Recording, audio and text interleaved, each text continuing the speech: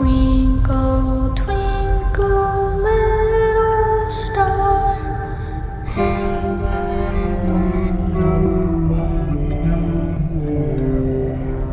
He's alive!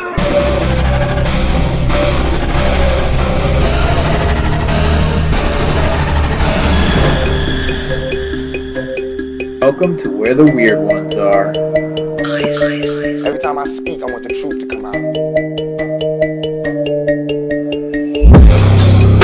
Powerful figures in Hollywood as well as powerful politicians who are in fact not human. They're reptiles or they're lizards or perhaps extraterrestrials.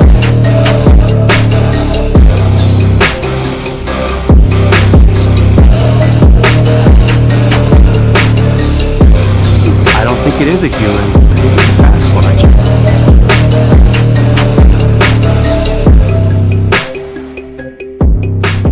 Go ahead and run! Run home and cry to mama!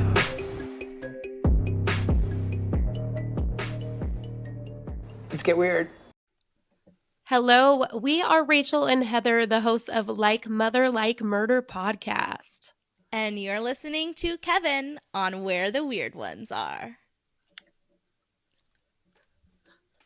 Oh. What's up, you fucking weirdos? Welcome to another episode of Where the Weird Ones Are. My name is Kevin, but you probably already knew that, and if you didn't, now you do. Today's episode is with Danny and Steve from the North American Bigfoot and Paranormal Society, also known as NAPPS, NABPS. You can get with them on nabps.com. They basically try to spread awareness and help people learn and research things as far as cryptids and paranormal. Danny is somewhat an empath, possibly a medium of some kind. Um, he's been feeling energies his entire life, so Danny comes from more of the paranormal side, where Steve has had cryptid encounters, and they both kind of have like paranormal and cryptid encounters together. They research, Bigfoot and paranormal things, which I actually have their card right here. So these are places you can go to find them, if you can read that. So Facebook, Twitter, Instagram, and their email. But you can also find them on their website. So amazing dudes, amazing encounters. Steve has had an encounter with the New Jersey Devil. He's originally from New Jersey, but they're both now in North Carolina, and I met them at Encounter Quest. They had a table right across from me, so we talk periodically throughout the day. They had a pretty cool setup with a Bigfoot mannequin for like picture opportunity, so that was pretty dope. Um, yeah, so they were amazing guys. Loved this conversation. Definitely gonna have them back on at some point, and possibly even do an investigation with them, possibly next year, because I can almost guarantee you Encounter Quest is gonna happen again, next April. So I'm definitely gonna go there. I'm definitely gonna vend again. So but anyways, if you're interested in flavoring up your food, your lunch, your dinner, your breakfast, whatever the fuck, I highly recommend Bigfoot's Breath from Flavors of the Forest. It's raw garlic dust. They freeze dry it and put it into a powder, and it's super potent, a lot better than the store brand. So I highly recommend you going to get yourself some and check out their ginger as well. So flavorsforest.com is where you want to go. You can also follow them, Flavors Forest, on Instagram. Amazing dudes. Matt and Nelson are both phenomenal people. So yeah, go check them out if you're interested. Also, the garlic is in the hot sauce. So, the hot sauce is on the website if you're interested. Green apple sizzle drops this week. So, um, yeah, excited things, excited times. Yeah, and then 40 and Fest was just this week. Sold a bunch of hot sauce. So it was a good time. I really enjoyed it. Phil was there, Mike Stevens, Valerie LaFaso, and Missy and Richie from Paranormal 5. Met some really cool people too. A lot of people tried the hot sauce. Not everybody bought it, but at least people are trying it, which is pretty freaking dope. Also, if you're interested in coffee, um, Haunted Cups Coffee, located in Biddeford, you can get them at hauntedcupscoffee.com. If you're interested in trying some of their coffee, it's pretty tasty. I bought some, so it's really good. So go check them out. Um, but other than that, please like, follow, share, subscribe, leave a rating and review if you choose so graciously wouldn't mind doing so. I would 100% appreciate that shit. You can also leave a rating and review on the website. If you leave a rating, or if you leave a review, I will read it on the show. Give you a shout out. Patreon's up $5 a month, pretty inexpensive. In my opinion, you get a free coffee mug and access to the extra segments that I do, like Conspiracy Tuesday and Story Time. Um, so yeah, if you want to support me that way, that'd be cool. If not, I'm not expecting anybody to do so, but it's there as an option. Um, Other than that, yeah, you can leave a rating and review on the website as well, which I just said a minute ago, but you can also get the hot sauce on the website. You can get the merch if you're interested in t-shirts, hats, tumblers, other coffee mugs, other designs rather than just the logo, things of that nature. Um, yeah, you can. There's also a gallery page that shows everybody that has gotten merch. It's just pictures of them wearing the merch. What else? Oh, and chapter 1 of Geeks in the Streets should be posted at this point. So yeah, check that out if you're interested in reading. A new chapter is going to be out every Sunday until the story's over. So don't know how many chapters it's going to be, but it's basically following the character as he, survives through a zombie apocalypse. So if that piques your interest, please, there'll be, a comment section for each chapter. So anywho, I think that's about it. So if you're interested in being featured on the show, you got some kind of crazy encounter or well, I guess it doesn't have to be crazy, but you have some experiences with paranormal cryptids, aliens, and things of that nature. You want to talk about mental health or conspiracies, I'm definitely down to chat with you. So get a hold of me at where the weird ones are at gmail.com, where underscore the weird ones are on Instagram, and where the weird ones are on Facebook. Shoot me a message and we'll set something up and go from there. So again, I appreciate you all for being here. June is Men's Mental Health. So please take care of your mental health. Get out in nature as much as you possibly can. And if you are experiencing any kind of distress, please, here in America, reach out, dial 988. That is America's suicide prevention. If you ever feel like this world is a little bit too much of a burden on you, and listen, you don't understand the hole that you're going to leave behind. There's so many people out here that love you. You just don't realize it. So I know when you get into these dark spaces, you don't necessarily see how other people see you. Um, but I am grateful that you are here and you're fighting the good fight. I appreciate you for listening, and I appreciate you for, you know, not doing what you feel like you should. And I don't think you should because, out of all the things that God created on earth, he felt like the earth needed one of you. And so you are here, and I hope you continue on being here. And if you need somebody to talk to, you can definitely reach me at all those avenues that I just said if you want to be featured as the show on the show as well. So like you can just talk to me about, you know, mental health. If you're going through some shit, I'm here to listen. So with all that being said, Danny and Steve are great guys. I hope you guys enjoy this episode, and thank you for being here. Let's get into the show, shall we? They're coming to get you, Barbara.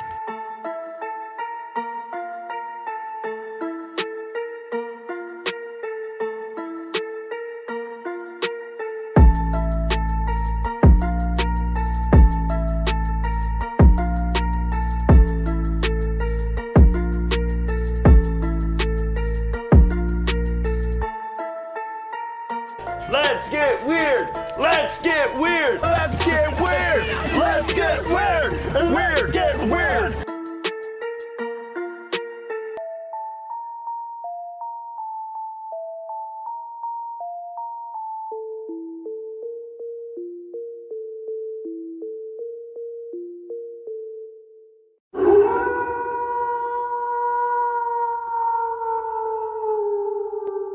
What's up, everybody? Welcome to another episode. So happy to have you here.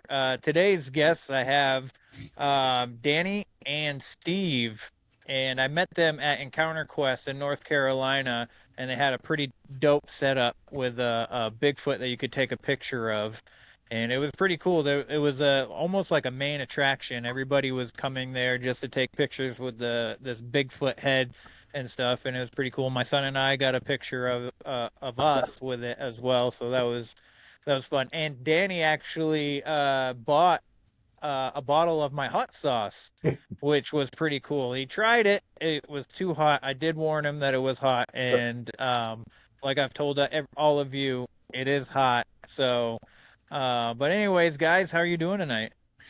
Just fine. How are you doing? Good. How are you? Perfect. So, I was interested in, like the what brought you guys together, which we already kind of discussed before we got recording. You guys did some stuff with wrestling together, but what brought you guys into coming together for the Bigfoot paranormal stuff? Well, actually, you want to know what? Let everybody know what the NABPS is before we even really start diving into that stuff. Well, what we refer to it as NAPIS, but if that's grammatically correct, but it stands for the North American Bigfoot and Paranormal Society. And of course, it's napis.com. We tried to make it real simple. Nice. Where can everybody find you on socials if you have any? Well, I know you're on Instagram, but yeah, we really have just about any of the social media, but we would send you to the .com website to to see everything. It'd be easier to go there and just link to us from there. Perfect. So what got you guys interested in the Bigfoot and the paranormal stuff? I'll let you go first. Well, I've just always been mesmerized by, or intrigued, I should say, by Bigfoot in particular. Because of my age, I grew up on Saturday mornings with Bigfoot and Wild Boy and the $6 Million Man and In Search Of in the evenings. And so, any kind of cryptid, so to speak, was, that's what I was into. And then as far as the paranormal aspect, we moved around quite a bit. My father was in textiles and he would set up textile mills, and I just happened to, one of the houses I lived in as a small child was haunted, and I was the only one in the family that saw it. So he would come check on me at night, and my parents came to me years later and said, "Hey, do you remember the lady that used to come check on you at night?" And I said, "Yeah, who was she?" And they came clean. So that kind of started it for me. So they knew that about this lady that would come in and check They on you? knew of the house when they bought the house. They knew the story on the house. Yeah. They did not see anything, but she would come and check on me in my bed, and she never said anything that I recall. She would just look in every night, and then she'd just walk down the hallway. I just thought Was it was a member of the family. so she was like full on like full apparition, like to the point where she looked like a real person. Yes, as far as I recall, because I can still close my eyes to this day and tell you what she had on. Wow. Interesting. Yeah. And so what was the story with her that your parents knew about? Like what happened to her? Well, it was an elderly couple that they bought. Well, the widow, they bought it from the man that survived. She just died of old age in the house. She was a school teacher, and that's kind of what she looked like. She looked like a school teacher, and always was wearing a dress. Naturally same dress, but she just seemed like a sweet old lady, but. Turns out she wasn't supposed to be there. Well, I mean, for all of, you know, experiences a lot of us had as children tend to be kind of like fearful. That one, you first of all, you didn't even know it was a ghost until later, Yeah, technically. yeah, But like that, I feel like that's like a good positive thing. Like she was yeah, just yeah. It like, definitely was looking a over you. positive experience. Later on in life, as I started to run into things, because I've been told that I'm medium, or although I tell them I'm extra large, but I've talked to people in the paranormal field, and they said I'm either a sensitive or a medium, but all throughout my life, I've had experiences where things present themselves to me, and sometimes the most inopportune times. And I don't tell a lot of people about it. My wife knows about it, and she's the one that ends up singing like a canary to whoever will listen. So you're like the the talking point of the party. So you guys go over to a friend's house or whatever, and she picks up like what are they called? A deviled egg. They're like, oh, here, try this deviled egg, and your wife's like, this is a good egg. Oh, by the way, my husband. Yeah, I've kind of trained her not to do that, but she has come right out as soon as I've run into something, and go right to the owner, in particular the owner of a shop with people in the shop, and I said, don't say a word.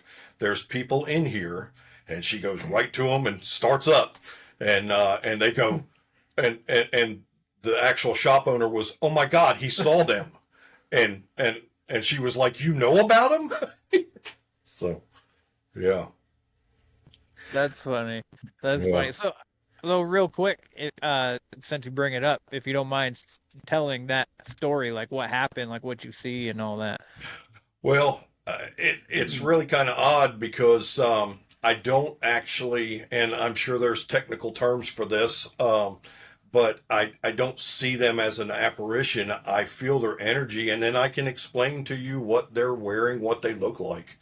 And this particular one was in New Bern, North Carolina, at a little, antique shop, and it was in an old house. And my wife purposely wanted me to go through it because she says, I've been there. She says, I want to know, if there's something in there.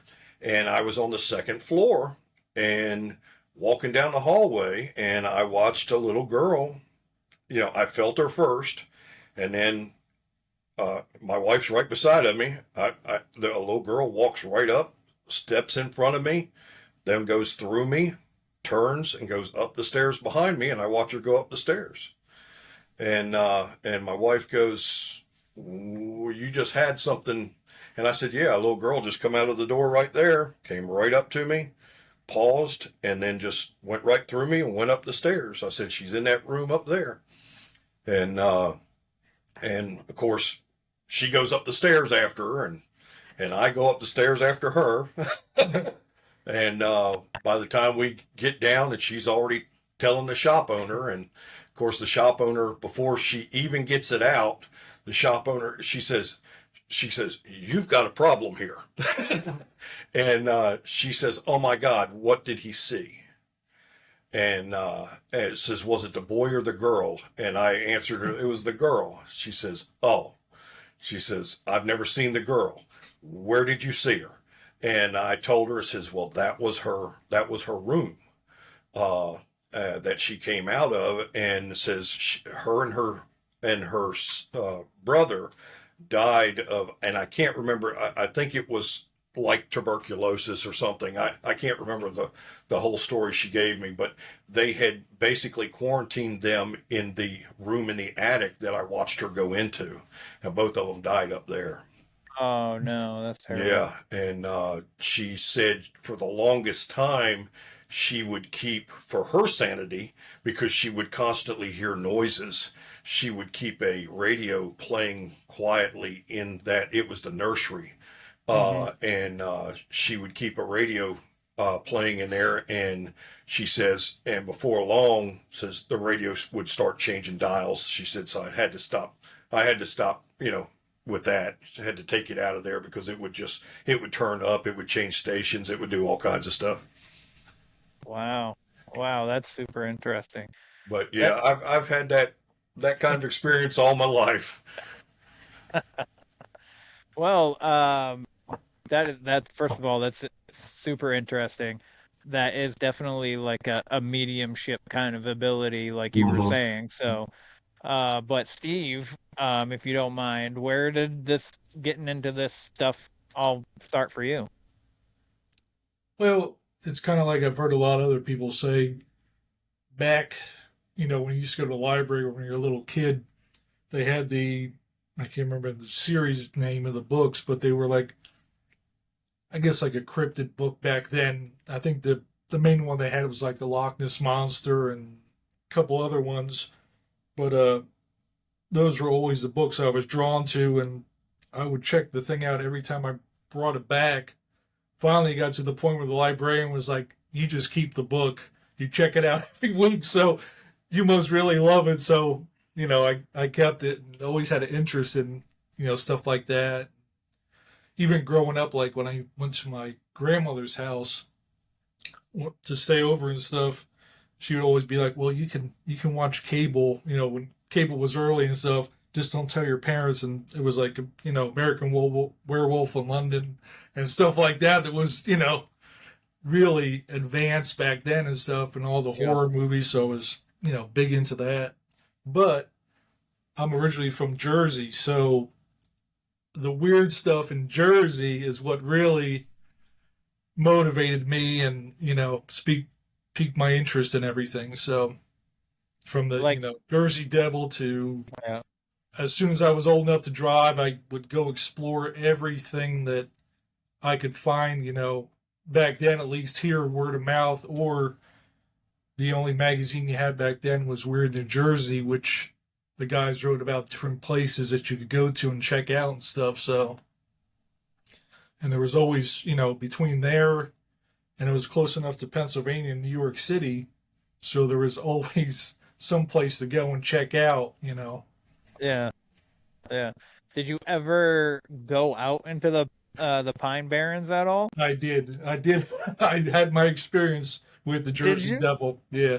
Did you? Let's hear it. Let's hear it. I'd love to hear it, because I definitely want, so this is what I want to do. I want to start not only investigating, but also checking out hot spots for cryptids, and then filming the experience. I mean, I don't even have to film it, but just doing it, it's pretty dope. And I think the week after this episode comes out, I'm gonna be at the Conjuring House, so I'm super excited about that. That's my first. This is gonna be my first real investigation of I mean, I'm gonna be with other people, but it's gonna be my real alone kind of thing, I guess.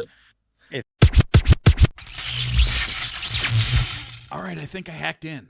We're on the air. Shh, security's outside. But how's my hair? It's a radio station. Psst. Psst. You guys hear about the Beyond the Shadows podcast with Ryan and Scott?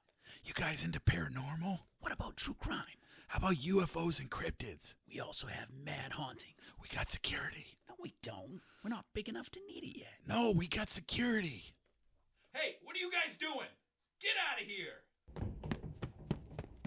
Listen to the Beyond the Shadows podcast. Beyond the Shadows!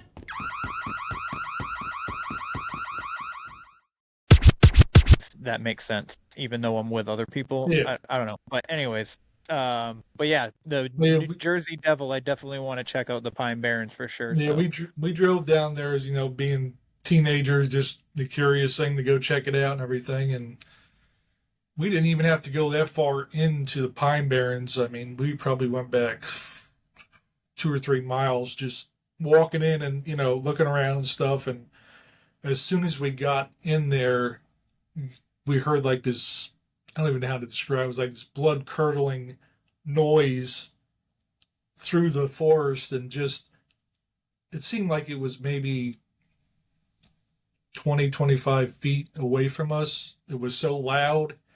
And, they say like Bigfoot, you have that sound resonate, hit your chest, and it hit my head and my chest, and it just sounded like it was all around you. I mean, and you just froze, and just by the time we, finally started moving, it sounded like it was almost following us. That's how loud and, man, crazy it was. So, but we never went back after that, but I wish I would have. But I also, and another hotspot we went to that I checked out because I believed it was paranormal was in Lakehurst, where the Hindenburg crashed. Yeah. We went there and we didn't know it. We would drive down to the Jersey Shore like every other weekend just to go hang out and stuff. And it just happened to be, it was like a week before the anniversary of when it happened. So we said we're going to drop past the naval base and see if, we can actually go check it out. And we didn't know that you actually had to sign up and take a tour at that time and everything. But for some odd reason, the guard who was working there was really cool. And he said, okay, you guys can go in there. It's, nobody's going to be in there. Just go into the hangar, check it out. There's a little museum in there. And then you can go to the ground where there's like a giant chain where the crash site was and everything, and, go check it out. So he let us in, and we walked in there, and you could just feel the uneasiness of, something being there, the heaviness and the everything. And then when you walked outside, it was so weird because it, like the way they explained it when it, was happening and everything, the electric charge outside, you could almost feel that in the air that day. And it was overcast, and it was like almost the same conditions. It looked like, that's why it was so weird. But when you got to that spot where it happened, you just felt the heaviness and the dismay and everything right there. It was like crazy. Oh, wow. So that's interesting. That definitely sounds like, yeah, some kind of residual energy. There's so many places to check out there and everything. And I think on the weekends, him and his friends used to get in trouble going any place. They used to try and sneak into Doris Duke's place. Yeah, she had that big compound that supposedly weird stuff happened. Yeah, there was another, lore that they used to have because they said she had exotic animals on the premises. Yeah, and there was a story of the pig lady, where if you went down this road, there was this little guest house where this lady supposedly worked for her, and she didn't listen to Doris Duke, and she experimented on her and turned her into this pig lady. And if you stopped your car on the road and let your friends out and drove away, she would come out and chase you. So, it never happened, but when you got dropped off on the road, the security came and chased you out. So but there was many a times where we tried to get over the walls and get on there, and because you weren't allowed on the premises at all back then, but now it's open to the public. So Yeah. Well, I think it was just a mystery of you couldn't get in there. So, Oh yeah, I feel And like that's what the cause of a lot of like oh yeah, trespassing and stuff is just people being interested in right, what's beyond some place that they're not right. allowed to be, you know. So, but I heard a freaking of a pig. Have you heard of Pigman that's in in Vermont? Maryland, isn't it? Is Pigman in Maryland? So the story that I heard Or was that's in Vermont, Goatman in Maryland. in Vermont. Yeah, Goatman, yeah, yeah. Goatman. That story is crazy too. But I heard that there was a pig man. So when you said pig lady, I'm like, man, a lot of these states have like similar cryptids Right. or like folklore stories, which is pretty interesting. And I mean, Danny brought up Goatman. Goatman's in like 10 different states from what Yeah. I've been reading. Like there's one sighting in Maine, which is interesting enough, and the thing that is most intriguing about it is the fact that he was wearing a flannel shirt. And it was only one sighting, and this guy didn't never said his name, probably because he didn't want to sound crazy. And he said that it walked across the street, and then it smiled at him, and then walked off into the woods off the street. And I was like, what in the world? But it's like his truck shut down too, and he didn't know Sure. why. He just got fuel and everything, Mhm. and it just like shut off on him. And so like and then as soon as the goat man walked off, he could start his car again. And so Oh I think wow. that to me that's like alien or UFO kind Hmm. of a thing. So it's interesting to hear a lot of these like cryptid stories that have like alien extraterrestrial type of stuff with Yeah. it, you know. Yeah, the woo So factor. yeah, yeah. So I wanted to ask you guys too while we're here, um, if you're in one camp or the other. Is Bigfoot flesh and blood, or is he woo woo paranormal? Me personally, I tend to think that he could be both. Yeah, that's That's the more I yeah. study it, the less I know about it. Yeah. Um, Honestly, when I started all of really getting into it, I thought, oh well, it's plain and simple. It's a Gigantopithecus. It's Mm-hmm. flesh and blood.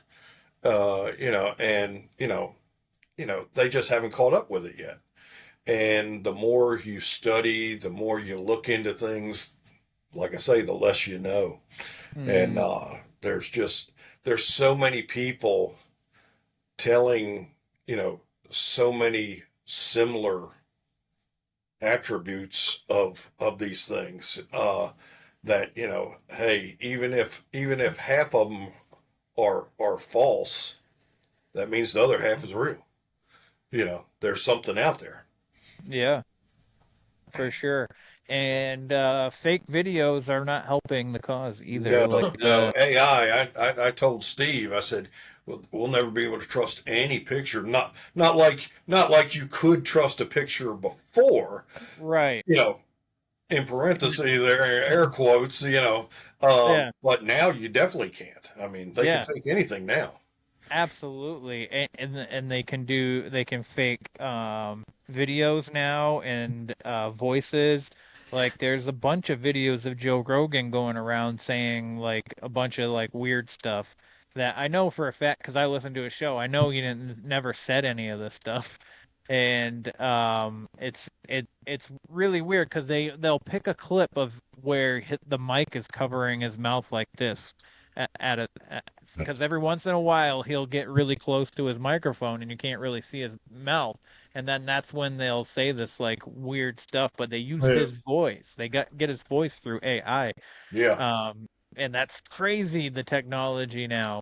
And I think there was a Bigfoot one that was made, and that it came up and it looked like it came running and then it tumbled down the mountain towards the camera, and it almost looked like a doll the way it like rolled.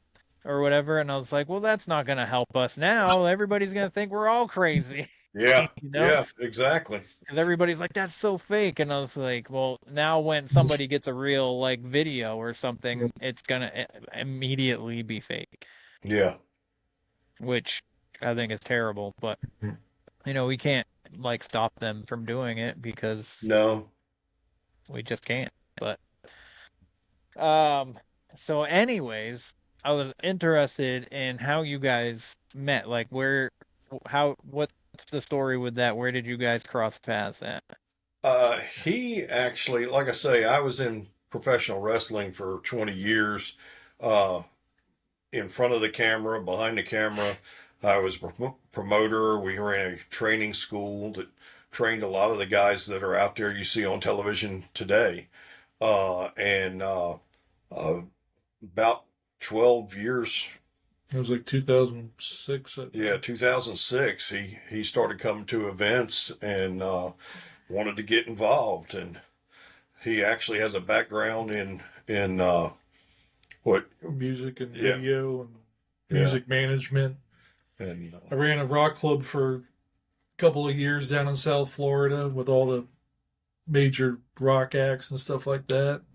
Oh wow! So, and I always like being behind the scenes more, doing the camera and stuff like that, not being out in the front.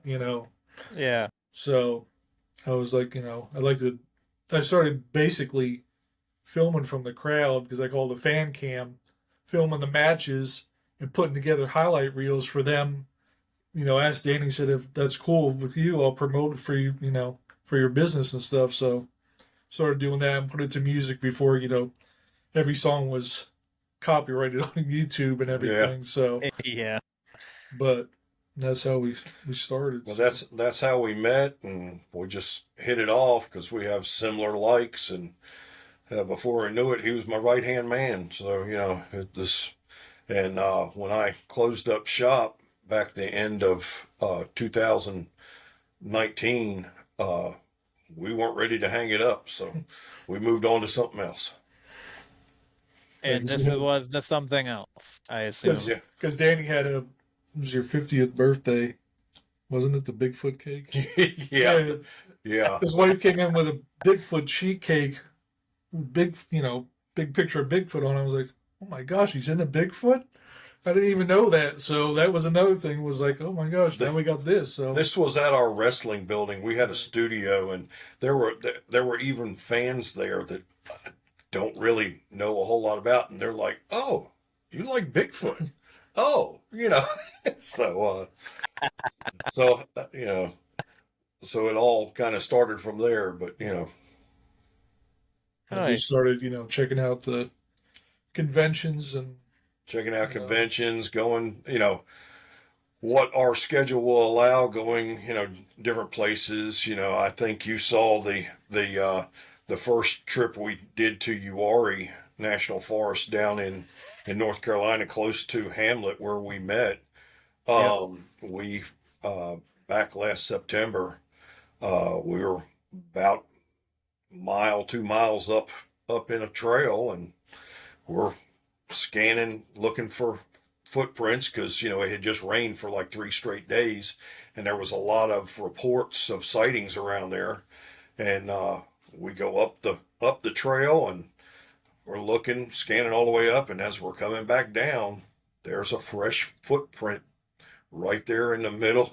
And I said, you see what I'm looking at? And he goes, yeah. I said, that wasn't there before. Oh. And he goes, no, it wasn't. And we look, and it's actually the only print that was able to get in the mud. The rest of it was in the ground foliage, and the foliage was still starting to come back up. Ah. Yeah. So this past, I sent the photo to several people just to see, because we don't want to say what it is. We just want to get their impression. And probably the one I'm the most proud of, I talked with Jeff Meldrum at the convention down in Hamlet, and he says, I think he got it. He says, I think that's it. He says, he says one part of it, he says, looks a little crazy. He says, but it could be the way it was pushing off. He says, but I'm 70% sure that's you got a Bigfoot print. And, Nice. And we've sent it to several other people, RPG and several other podcasters and everything, and all of them seem to think that it's legit. Yeah. Yeah, we just went back. Was it Yeah, we went 2 back months ago? about 2 months ago. Yeah, And we saw a couple.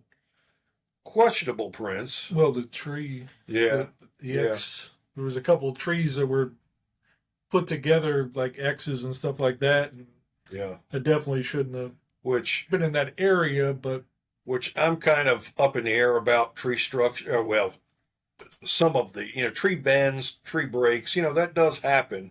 But Yeah. when there's a lot of them and they're all in the same direction or something, it kind of, or the tree shouldn't be there in the first place, Yeah.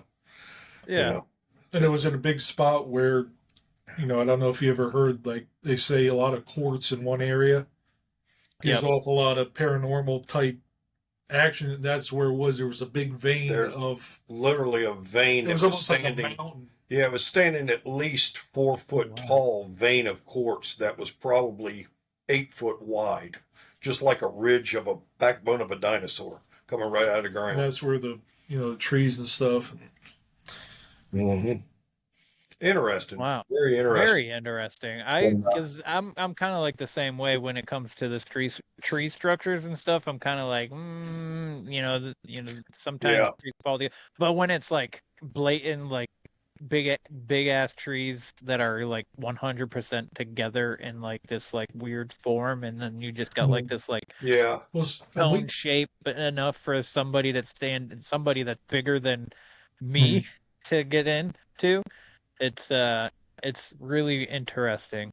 Yeah. And we've also seen one of the trees, because I've heard stories about this also, where the Native American Indians would bend the trees and stuff like that to grow certain ways to point stuff out and everything. And there's a tree in there that's really like almost like a marker type. Yeah, deal. it's definitely strange. Definitely strange.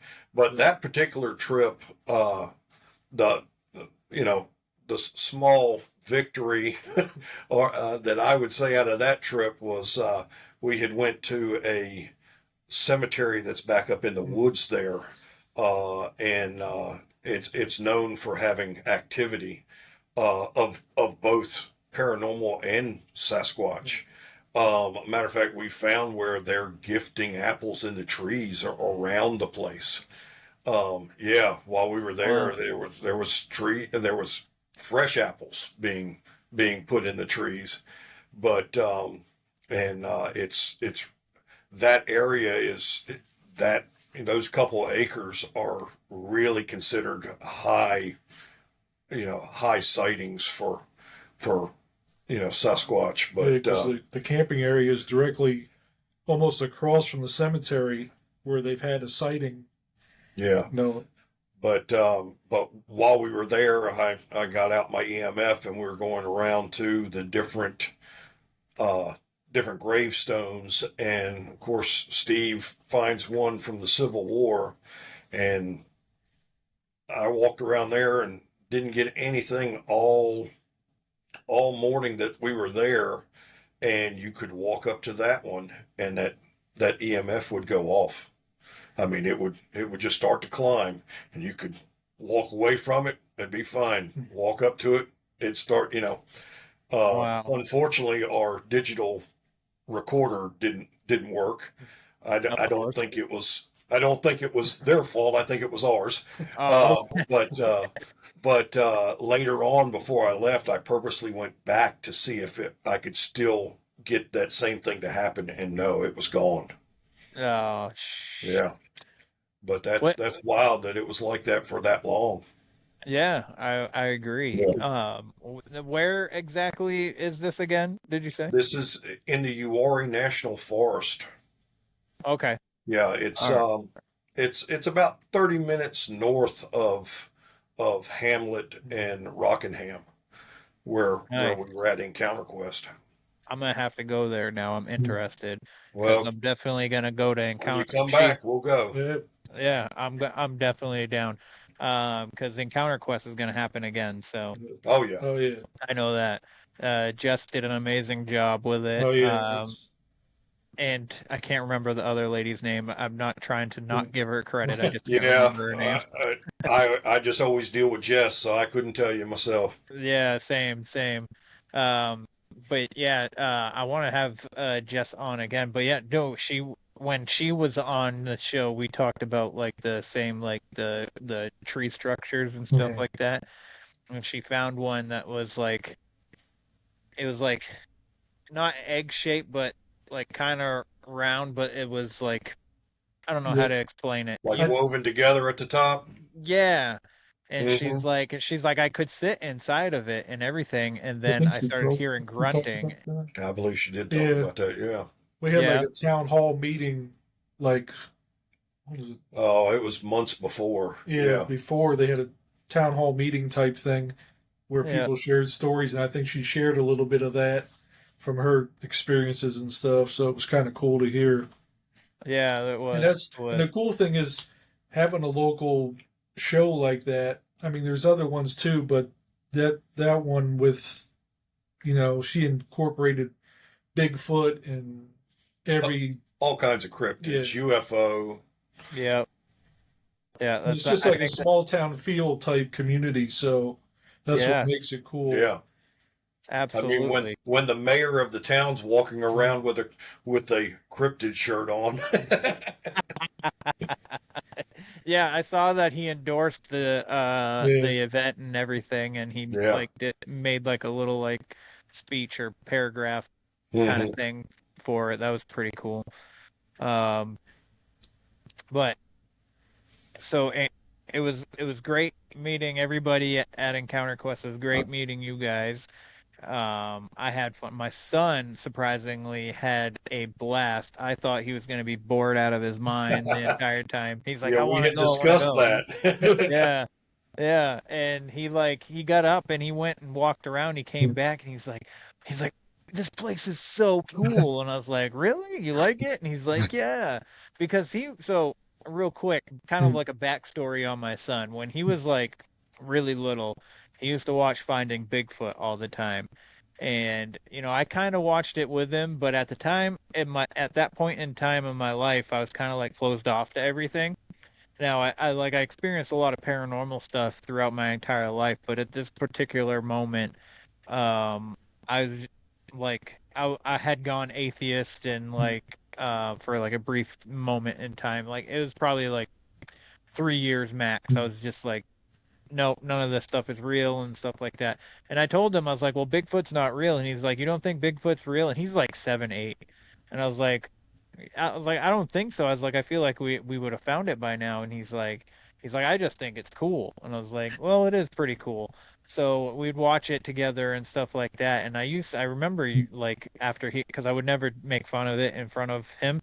So like he would go to bed, and then I would look at my ex-wife and be like, "Did you see this part on the show where they did this or did that and stuff like that?" And we'd laugh about it. But now, like looking back on it, I was like, I kind of like wish I didn't like view it in that way, and I actually like was trying to learn something from these people. Now Yep. I know a lot of it's like filmed for TV. Right. Yeah. They try to do theatricals with it and stuff like that. Like I mean, what is it? The new show now that's popular. I met these guys at Expedition Bigfoot.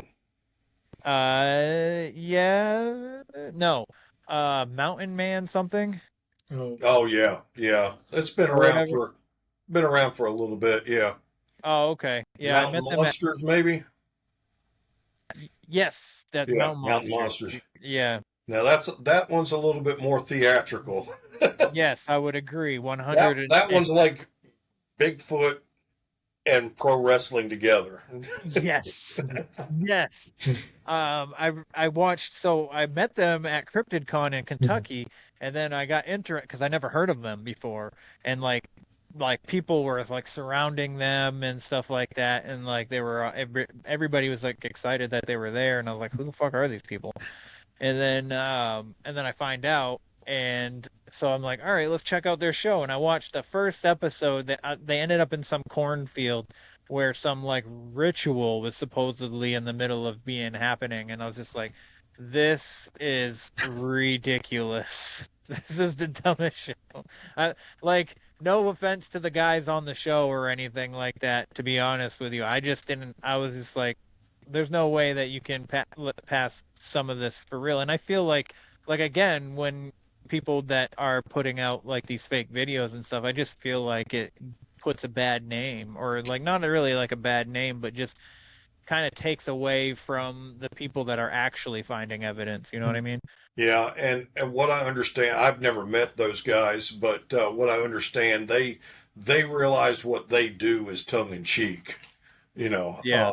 and from the background I'm from television, I've been on the receiving end of, hey, you need to go do this because the television viewers want this.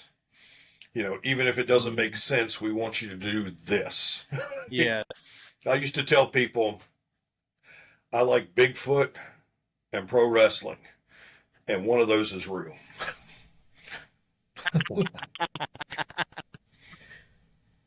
That's a good one. Yeah. I like that. I like that. But anywho, I went off on a little tangent there, but Danny, if you don't mind, so going back into some of your like paranormal experiences, did you ever have one that was that negative and that you felt like could possibly end up harming you in some kind of way? I didn't really think it was going to harm me, although it had hold of me. I was its victim per se, but I was getting my family out of the house. Yeah, I had dropped my parents and my wife and my youngest son off at a open house in a older, more established part of Burlington, North Carolina. And it was an open house, so I had to go down the street and park, and I dropped them off. They had already went in, and I got there and bebopped right in the house and went through the door. And as soon as I went through the door, it was like two hands on my chest pushing me backwards.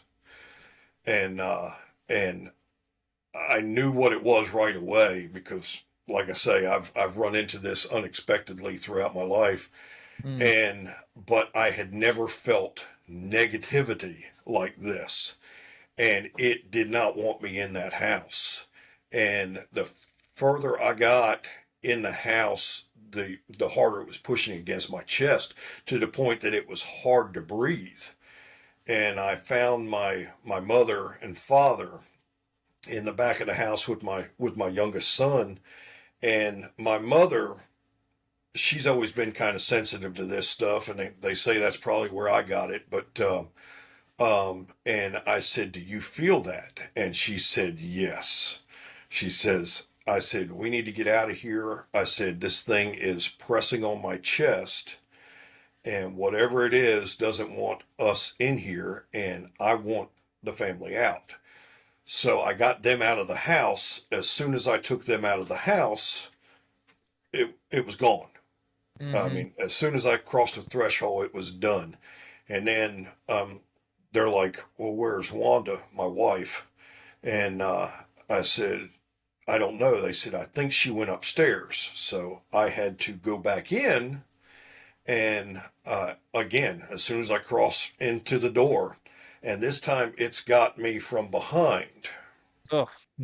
And it's the strangest thing because, like I told you, I don't see anything, but I can feel it and I can describe it. So it's got me from behind, and it's just squeezing tighter and tighter.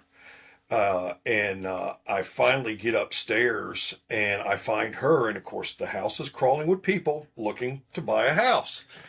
And I tap her on the shoulder. I said, "We need to leave." And she says, "Why?" And my wife is not subtle at all. And I said, "We need to leave." And she says, "I'm not finished looking." I said, "No, we need to leave now." And she says, "What is wrong?" I said, "It's haunted." And she said, "So?" Because she's been with me for years. And I said, "It's got me in a bear hug from behind and I can hardly breathe." I said, "We need to go. This thing is evil." And of course, then she gets out of there. And of course, we get out of the house and we're all standing in the front yard, and I'm explaining to them what's going on. But yeah, that's the only thing I've ever run into that I would say is evil. And I'm drawn to that house. Every time I go down that street, I want to go back in that house to see what it is. But, to the point that I contacted a friend of mine's wife who was a real estate agent. And I said, "I know this sounds crazy." I said, "But if a house is haunted, do you have to tell somebody?" And she, after a long sigh, because she was picking her words, she says, "Well, if we know it's haunted."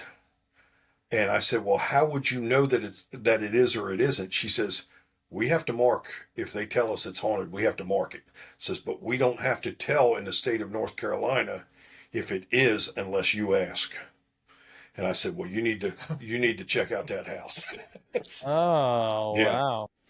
I thought maybe like the realtor had to like experience it or something. No, but that's another story. Yeah. Um, so, Steve, have you ever had like a negative experience? I mean, I know that Jersey Devil one was scary. It seems the way you told it, like how that happened seemed overwhelming just to be like all Yeah, around you I and mean, stuff I've like been that. But in other places where we shouldn't have been and stuff like that, where just that uneasy feeling of either being watched or just that heaviness about the place. I mean, that's usually what we felt. I mean, I yeah, didn't really ever see anything or anything like that. Of course, we went to a place where it's White House, New Jersey. Um, it was best known for like a stop on the railroad, and down the road from it used to be like an old summer camp, and it's all deserted and everything back there. So we heard, of course, there's cult activity out there going on, and what do oh, we do? great.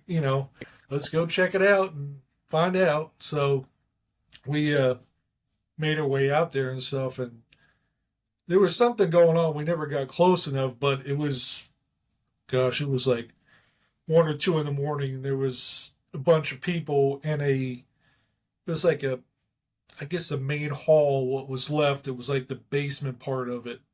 And the people were like down in it doing whatever down there, and bunch of fires going and everything like that. And then they saw us and started yelling, and that was enough for us. So, we told them Oh we didn't my want to stick around and God. see if they really were doing it. So, Oh my gosh. but, it wasn't, and we could tell it wasn't a bunch of kids like partying, with music going and stuff like that. It was, that definitely quiet and being all serious about what they were doing. So, you Oh know, my God. Yeah, no. I, um, I don't blame you for taking off. uh, I wouldn't have stuck around long enough to find out if it was real or not either. That's that's wild. And the thing that like is another point that I like to make too is like doing investigating and stuff. Like it's not the spirits or the entities or the cryptids that I'm scared of. It's other people, like other Yeah. real like people, like mhm, humans, yeah. you know. And I talked to Alexander Petikoff too about this. He's had a lot of run-ins with other people that Mhm. kind of like are weird, I guess. Yeah. People scare me more Long than story. more than Yeah, spirits. yeah, exactly. So, um, it's funny to have to like make that point sometimes when you talk about this stuff. But like you go out in the woods and you see this cult having a fire, and they got their Mhm. hoods on or whatever, and then they turn their attention to you. They're like, hey, there's a person here, and they start coming towards you or anything like that. I mean, I'm not saying that that's what they did, Right. but um, yeah, I would have gotten out of there ASAP as well. I don't blame you one bit. But so Now Danny, oh, go ahead. Can I ask you a question? Yeah, go ahead. On your, I'm listening to one of your episodes. It's the one with Haunted Hill. I think it's episode 85. I think, or with 85. With Haunted Hill. Is that Haunted Hill? Haunted. I did one with Haunted Angels. That was my recent one. Yeah, I just finished that one, and they're here in North Carolina. You were I'd talking like to get in about contact with them. You were talking about going out with I'm going to forget the guy's name now, at the Bridgewater Triangle. Oh, Phil, yeah. Phil with the puck wedgies and yes, the portal and stuff like that here in the door. Yeah. Oh, the Hill House people. Yeah, that's the one. Yeah. Okay, yeah, 85. Yeah. Yeah. Because she is amazing. So is Damien. Damien's a good guy. I like him a lot. And yeah, it's a Hill House in Texas or whatever. Yeah. So they were talking about this whistling that they hear Yeah, in that's that. what I was They're telling like, Danny about. yeah, they're like, make sure you put a disclaimer on this episode. So, I mean, I did.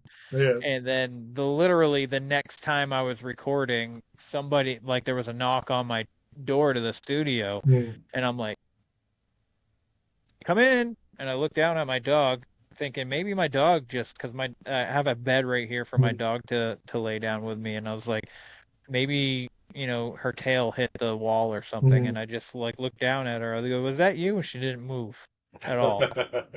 And I was just like, all right. So I got up and I opened the door and nobody's there. And then I just because there's like a little bit of the hallway to the left of me to my daughter's room, and I just kind of jump out and karate chop the air because like I say all the time when I have to explain why I do karate chops, because that's what I do when I get scared and I gotta jump out to stuff to make sure nothing's there. I do karate chops because everybody knows karate chops kills ghosts.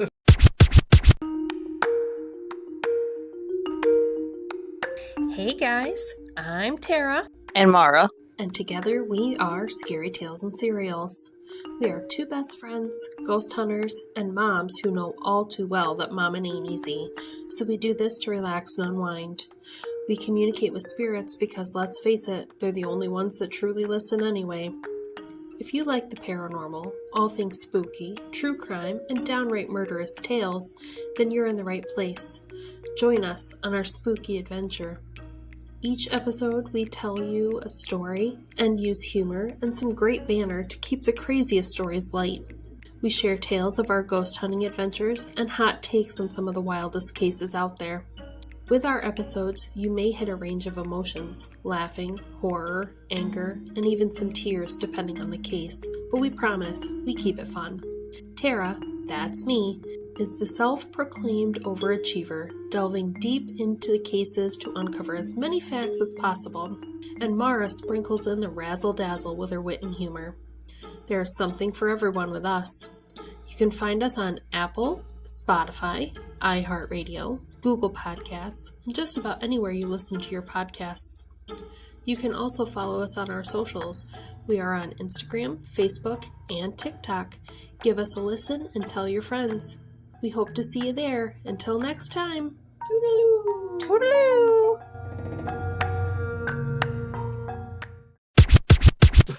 Well, and it worked for Austin Powers. Yeah.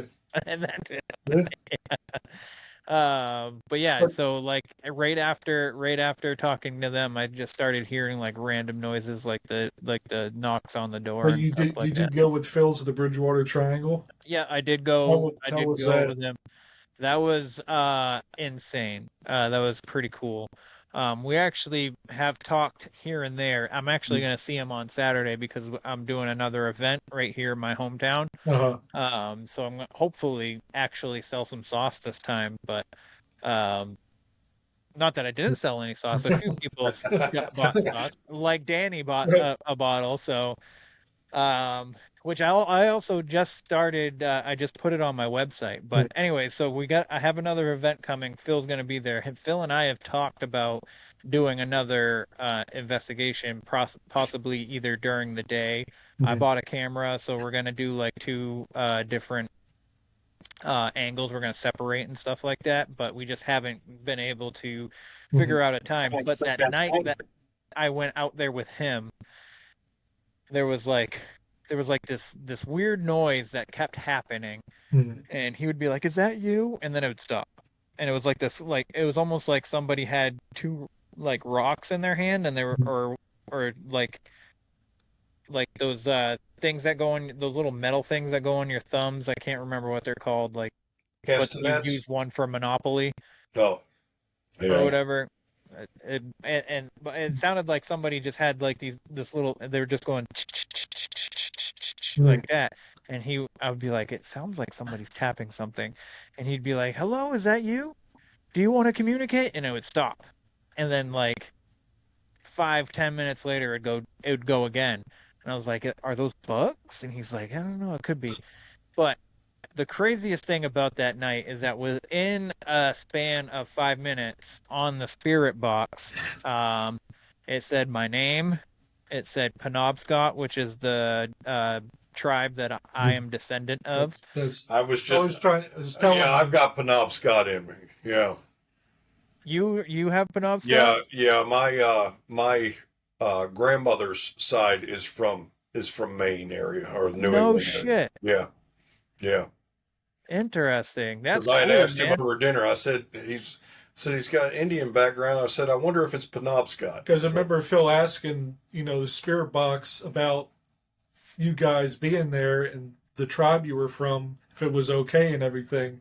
So, Yes. Yeah, he did. He did. That was, oh my God. Yeah. So my name, the tribe, and then like they said Penobscot, and then they said podcast within like the span of 5 minutes. And I was just like, that's what? That's crazy. But oh my God, what a freaking small world, huh? Yeah. That's crazy. That's wild. I'd never thought I'd meet somebody that was Penobscot Well, outside of I Maine. didn't. I thought for the longest time that was bullshit. I thought no Indian tribe named Penobscot. I said that sounds like something in New England. Penobscot. Yeah. Mm-hmm. That's funny. Yeah, because we're known as the turtle people, so I got like this big snapping turtle on my arm. Oh, cool. Man, that's crazy. But yeah, no, and then the spirit box started telling us to get out of the way, and Phil goes, "What are we in the way of?" And it goes, "Bigfoot," and I threw a rock into the woods. And then like he's like, "If Bigfoot's here, like try and communicate or whatever." And I was just like, "Oh my God, dude, this is gonna be crazy if like Bigfoot comes out of the swamp right now. Like I'm gonna be mind blown." And he said, "How close?" And then the spirit box goes miles. And I was just like, man, this is it's weird when like the spirit box answers you directly like that. You Yeah. know what I mean? And then he goes, if Bigfoot, if that was you, can you throw the rock back? And I'm like, not at my head. But I definitely want to go out there again. That was exhilarating experience, and I think that's really what makes me want to do it even more, which is why I'm going to the Conjuring house in 2 weeks. So we'll see. And I watched the Conjuring movie. I watched that movie last night, I think, again for like the 100th time, and it still scared me. Like the jump scares, they always get me. I know that they're coming, and like I try to like time it, like I know it's gonna happen, and then and I'm like, oh, and maybe it's not this part, and then it does it, and I'm like, Did you did you watch the confessionals when they were talking and then they had RPG on there about when he was at the Conjuring house and he went down in the well? no, I didn't. Oh yeah, he was down in the well. And If you go they needed to get him out of there, and I think it's still on Tubi. Yeah, you can watch it. Pretty interesting. The Conjuring Experiment. They show it on there. They give you a lot more history on the background of the what happened on the grounds of the house and stuff too. Yeah. Yeah, because they said the neighbors aren't open to investigators, but they said at least in that little documentary that they've got out there, they basically said the Conjuring House nothing compared to the neighbors. So I don't know. I don't know what to expect out of that. But yeah, they say that the grounds are more haunted than the actual structure, but they said the neighbors have stories too. Yeah.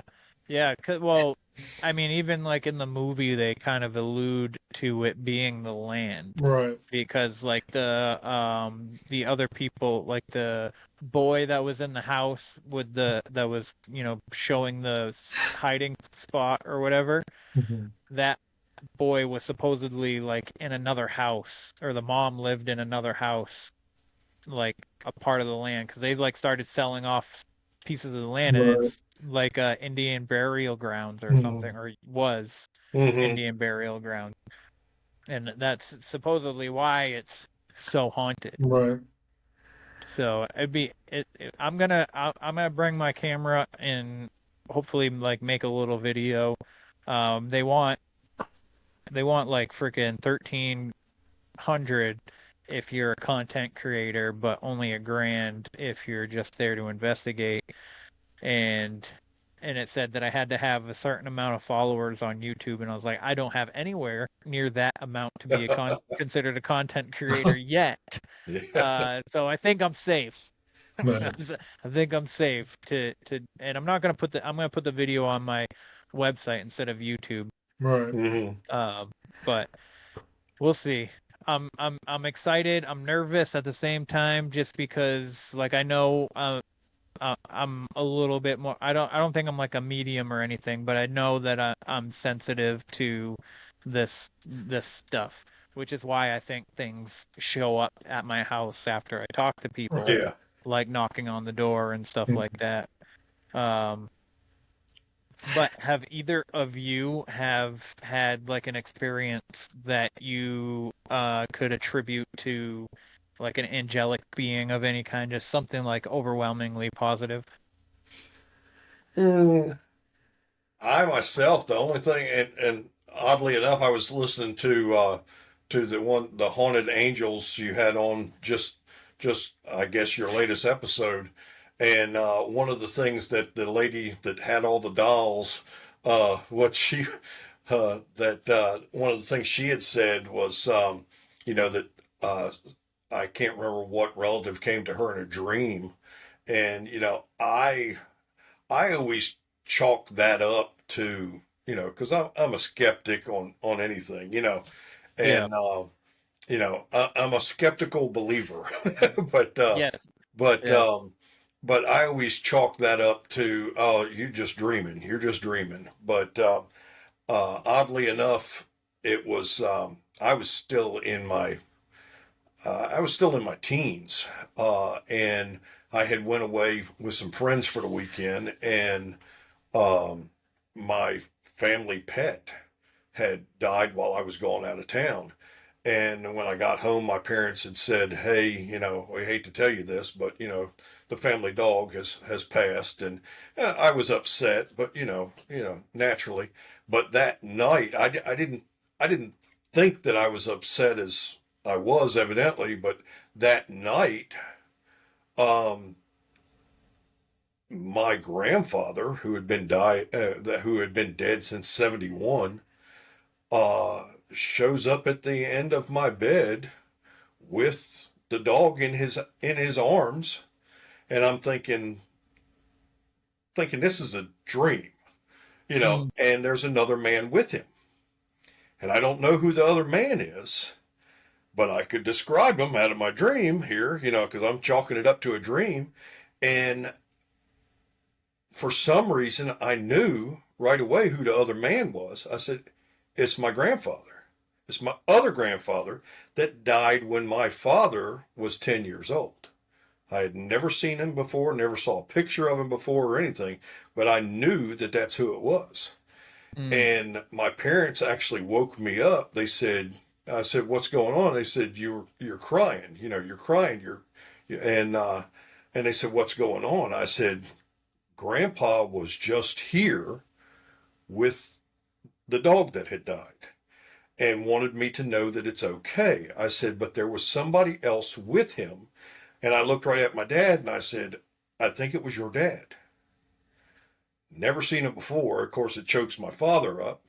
Yeah. And years later, they find a picture of my father's father, and that was him.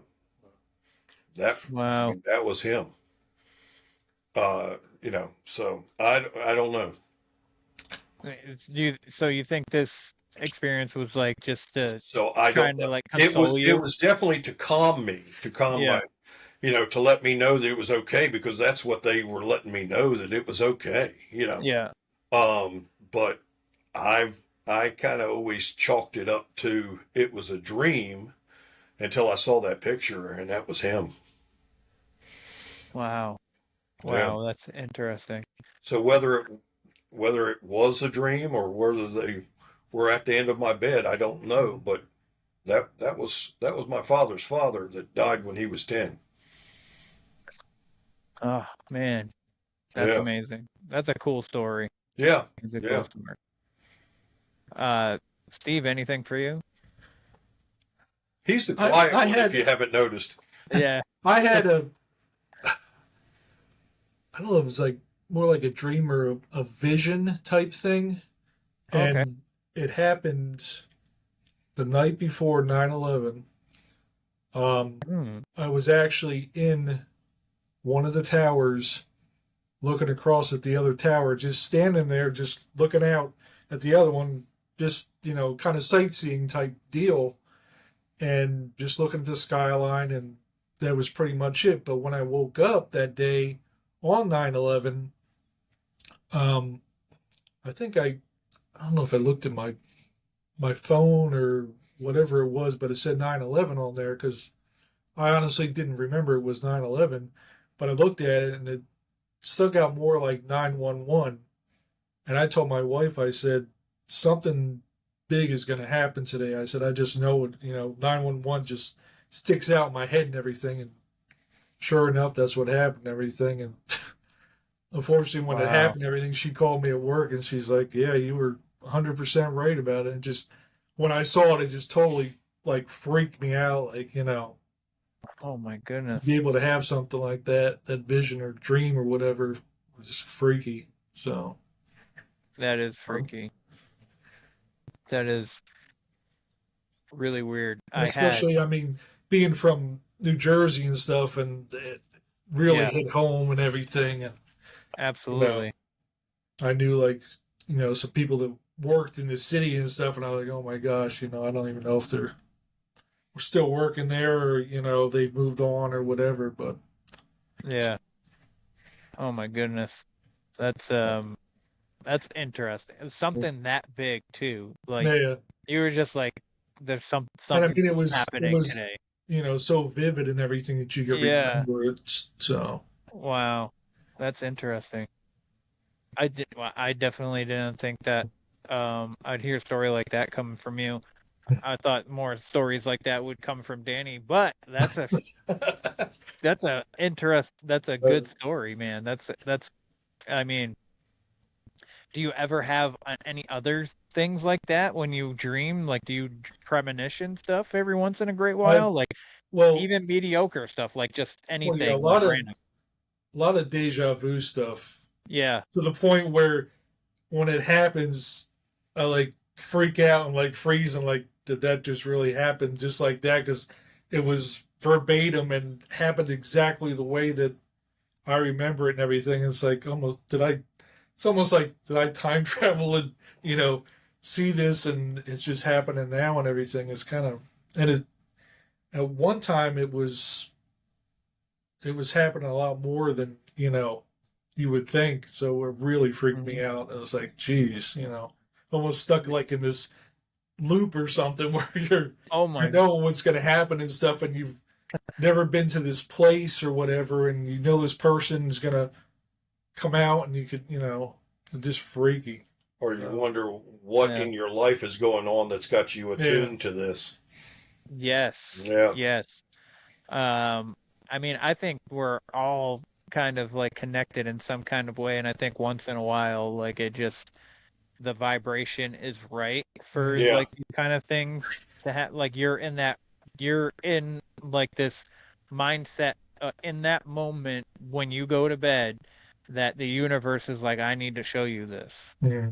And because we're all connected, we all come from the earth and we all go back to the earth.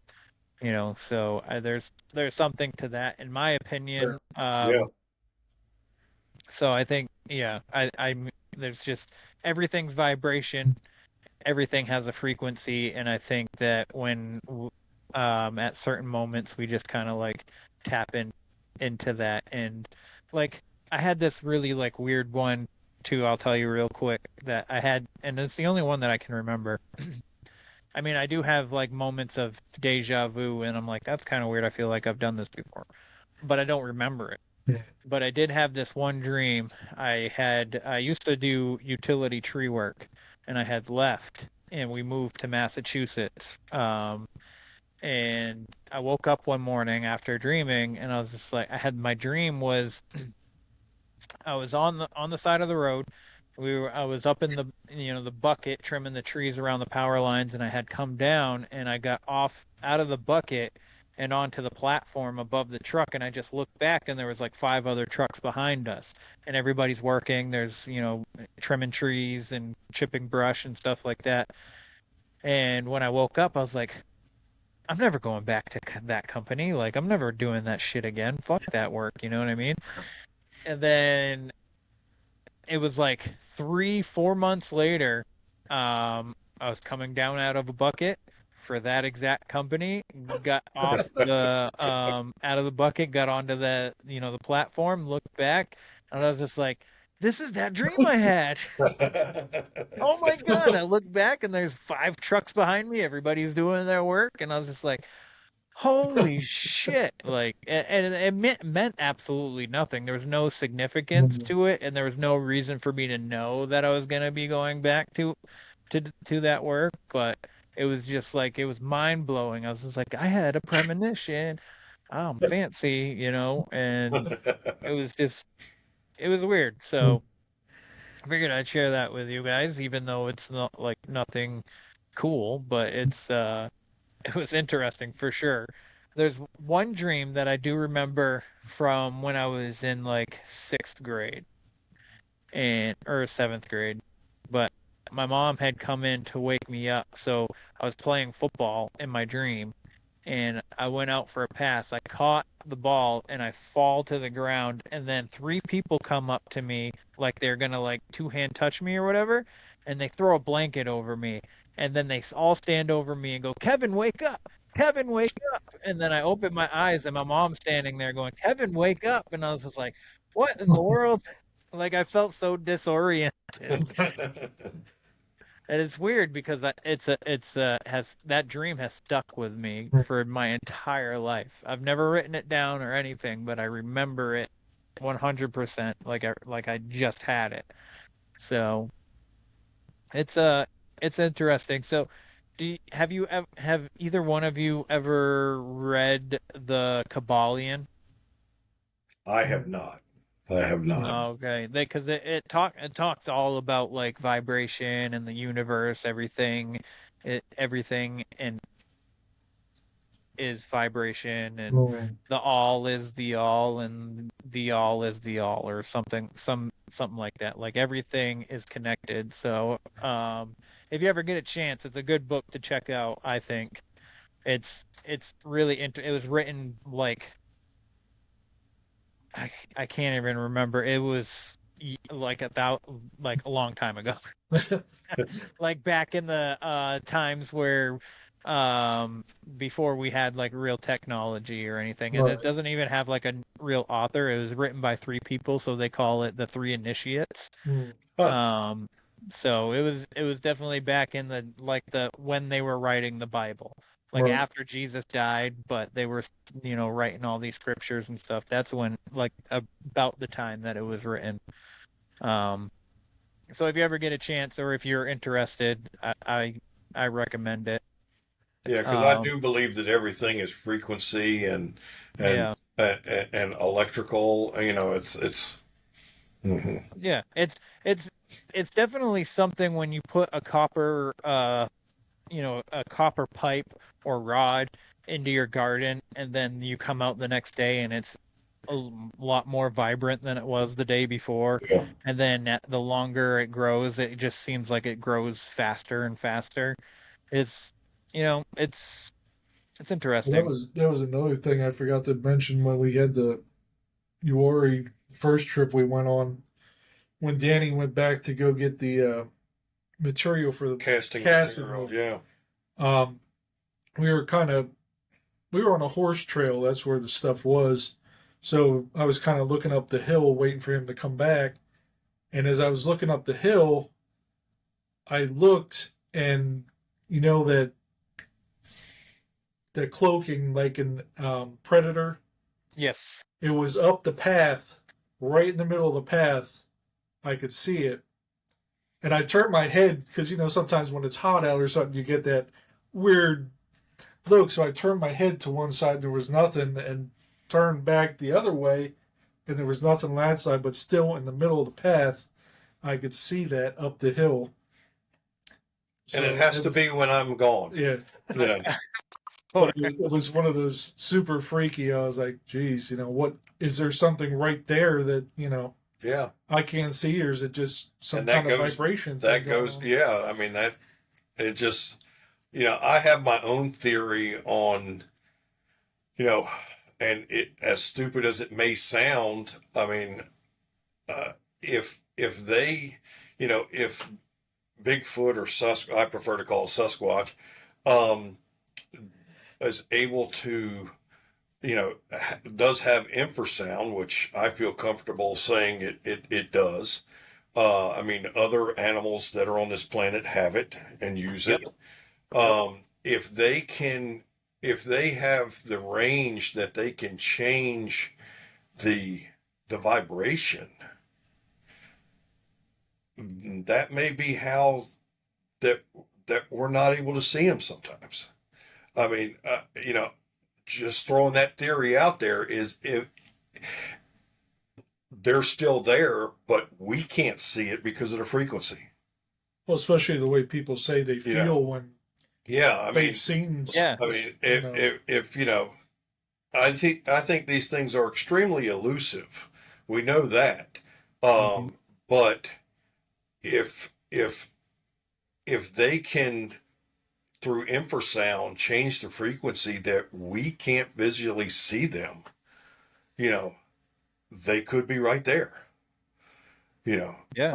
And somebody that I was talking to in the paranormal field, talking to about the way I'm able to see somebody through the vibration or electrical, I get this feeling before anything, and then I can see it. And they're saying, well, that's you're able to, for some reason, pick up on that frequency. And I'm thinking, well, if I can somehow, see in some way, shape, or form, can explain to you what they look like and be right, can they do the same thing and they change the frequency where we just can't see them? Yeah. Just a thought.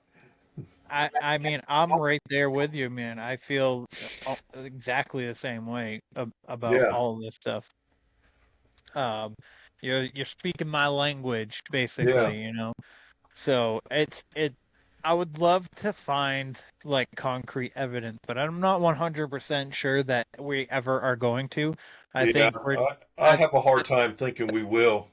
Yeah, I think it's all going to come down to the collective experiences. Yeah. Like, as long as we keep sharing and stuff, I don't think any of the stories are going to die. And I think that's the cool part about a And lot of this is and that's sharing the really stories. that's really why we created Napus, is because the website is more of it's I tell people, if we're all hooked, if Bigfoot or Sasquatch is a drug and we're all addicted to that drug, what we've done with Napus.com is create the gateway drug, because you can go there and look up anything you want.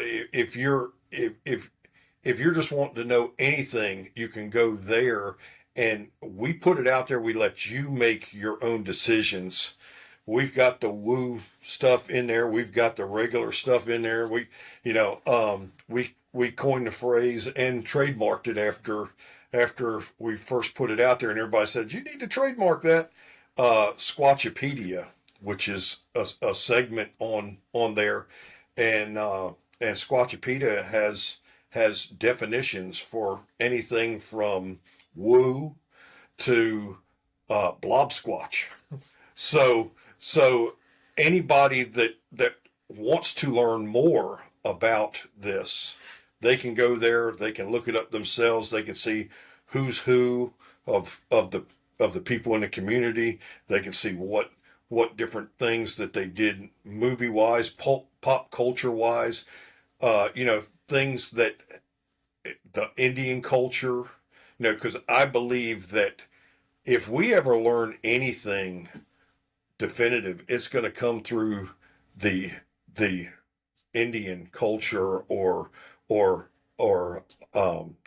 First Nations, because me and Steve have been trying to crack a nut, and I don't mean nut in the way of this guy's a kook, by no means, but there is a man that I've met up in the North Carolina mountains that I know without a doubt he has encountered these things.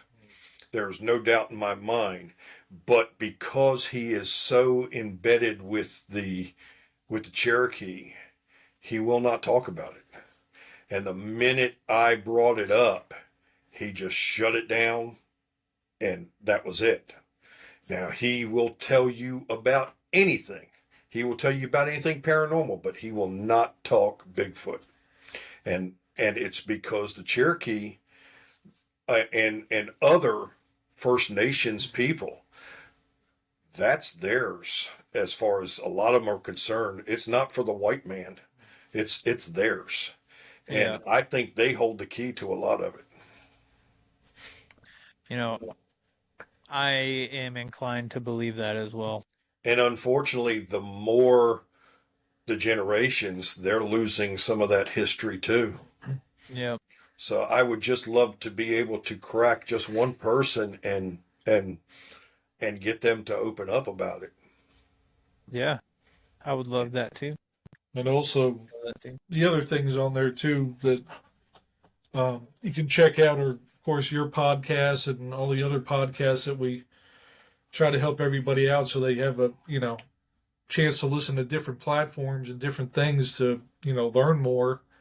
And also, if you have an encounter, you can feel free to contact us or write about it or whatever. That's what we're trying to do, especially here in North Carolina. Yeah. If somebody feels comfortable enough where we would love to come out and check out and investigate and everything, and if you want it to be known or not be known, that's that's up to you, and keep you safe and everything. It's definitely a safe space for everybody involved, but we basically want to put through the website, we want to put everything out there, so if you know your stuff about this topic, there's something there for you. If you don't know and you're just inclined to learn more, there's definitely stuff that you can learn there. And like you said, the podcasts, are a great way to learn. So that was one of the first things I did was put together all the different podcasts that you can just go to our site, click on the icon, go right to their site, and just sink in that knowledge. and the different conferences too. We try to post, keep it, current where it's happening in your town or a different state or whatever, so you can go check it out for yourself and everything. Calendar of events where we post any of the posters and everything. You just click on it, see what's happening in your area. Nice. That's cool, actually. That's pretty cool. So what do you guys have coming up next for you? Like any events or anything like that? We'll be at the Smoky Mountain Bigfoot Conference coming up in July in Gatlinburg. We'll be up there. Okay. And what's Go that? ahead. Nope, go ahead. We like making contact with people up there because we've encountered several good stories, and with me, because I am kind of standoffish about my experiences with the paranormal, I've met several people that are very, very helpful on stuff like that, answer any of my questions, because I never really pursued it, and several people have now gotten me more open to learning more about it and pursuing it. So I just never pursued it before because I didn't want to bring something home. I didn't want to bring something home to my family. Yeah, that makes sense. That makes sense. Plus, too, going to the conventions and stuff, it's a safe place for the community to get together too, and not be embarrassed to talk about what happened, or it's where the weird things are. You kind of let your hair down and just kind of be yourself, and don't worry about being judged or anything like that. So, and have a good time at make contacts and friends, and Absolutely, I agree. Are you guys? So, my favorite question to ask everybody before we start wrapping up is, are you guys finding fulfillment in what you're doing? I think so. Yeah. I know I am. We stay busy, and this is kind of our release to get away. He'll call me up sometime and go, "Hey, when can you get out again?" And I'll say, "Hey, when can you get out again?" But we'd like to do some more of it. As a matter of fact, I'd like to make contact with the two ladies you had on just the other week, because they are here in North Carolina, and because I would like to do more of the paranormal end of it too. And the other people we met last time. Black Wolf. Yeah, Black Wolf Paranormal up. They do a lot with the Bell Witch and everything, and those people are fantastic. Can't say enough about them. When they talked to me about my experiences, and they knew that it bothered me. I had a couple experiences that bothered me personally. And they took it upon themselves before they left the convention to come hunt us back down to talk to me.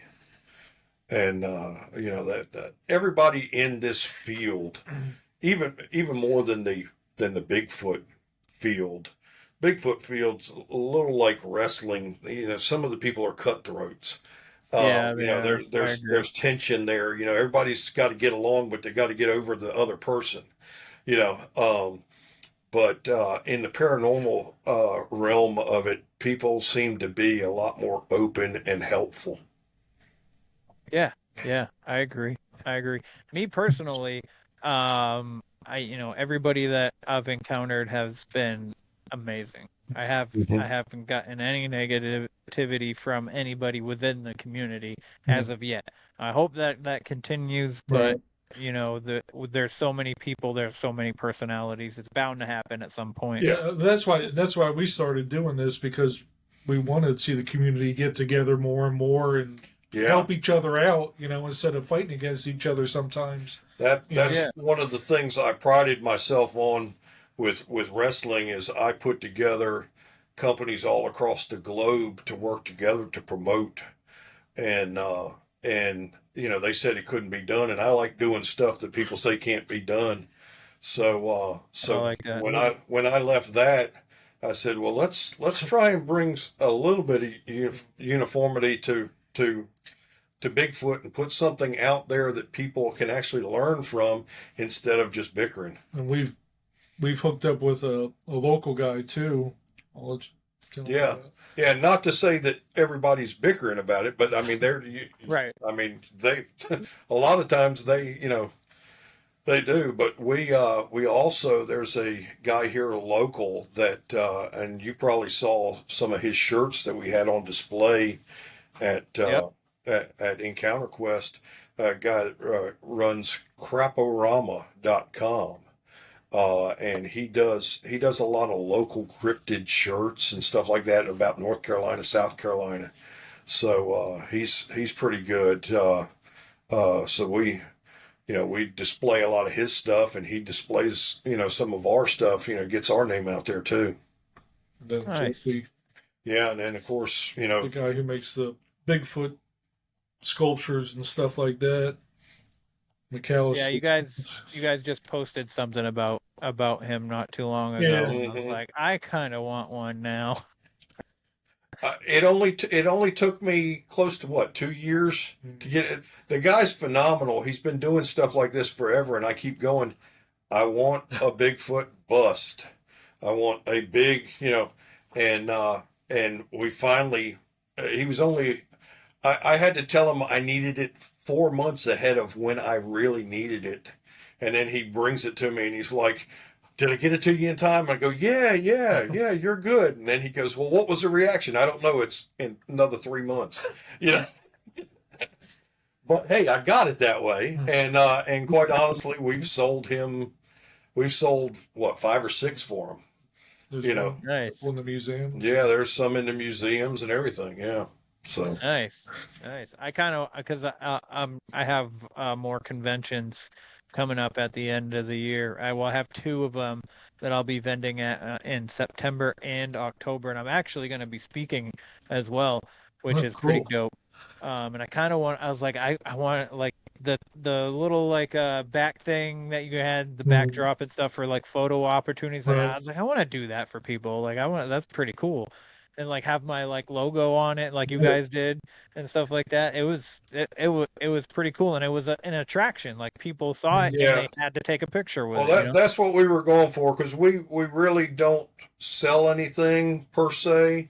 We're trying to get the name out there, get people to the website, and just inform people. I tell people it's an educational website, is what it is. Yes. Mm-hmm. Yeah. All right. That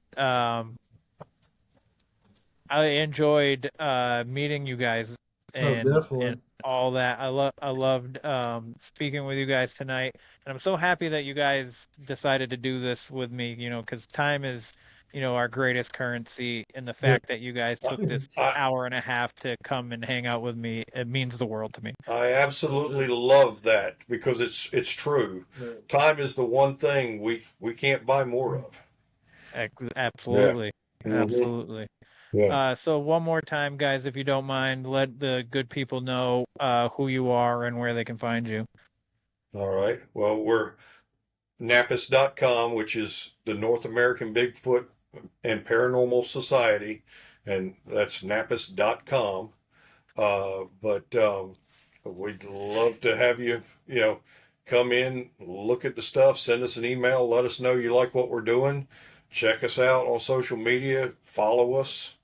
And we sure do appreciate you having us on. Man, if you have an encounter or want to talk about it, or have us come check out a place in North Carolina where you had something going on, feel free. And, like we said, we won't tell who you are, or, unless you want us to, but we'll keep it quiet, feels safe to do it. Yeah. So. Perfect. Well, guys, that is the show. I will put the website in the show notes, so you guys can just click on it and get to it that way. Or if you just want to go and search it yourselves, you're more than welcome to do that as well. But again, thank you, gentlemen, for being here tonight, and everybody at home. If you don't mind, like, follow, share, and subscribe. That is the best way to help the show grow. leave a rating and review. I'd greatly appreciate it. You can leave a rating and review on the website as well if you feel like going that route. Website is wheretheweirdonесarepodcast.com. You can get, merch, see the blog, and you can now get hot sauce. So with all that being said, I really am happy that all of you are here listening. Again, Danny and Steve, thank you for taking the time for doing this. It absolutely means the world to me. And thank you. Remember, everybody. Anytime, we enjoyed it. Dude, I enjoyed it as well. We'll have to do it again another time. Like maybe after you guys do like I've got a lot more stories. Yes. Yes, we will definitely have you back on then to tell some more of those stories. But remember, everybody, question everything and stay weird. This concludes our broadcast day. Click.